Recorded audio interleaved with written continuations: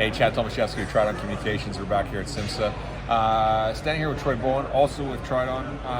Troy, you got an interesting role here with Tridon, really helping our engineered solutions get delivered to market. Talk to us a little bit about the needs to properly engineer your network, all your telecom scope of work inside of a uranium or a potash plant.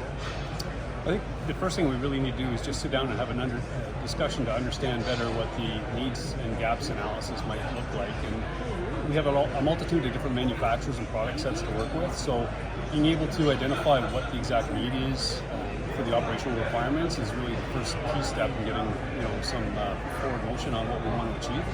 I think from that point on, it's really understanding what that product set does, how it's going to work for the applications, and then being able to put together a design based on that.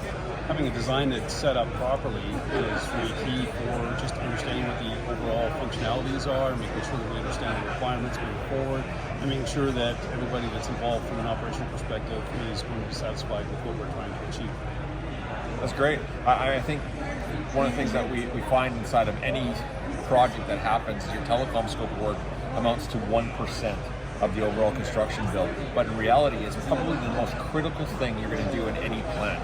It is the reason why we can have digital transformation in all these plants. So Tridon Communications, your mining telecommunications system integrator, come see us at SIMSA.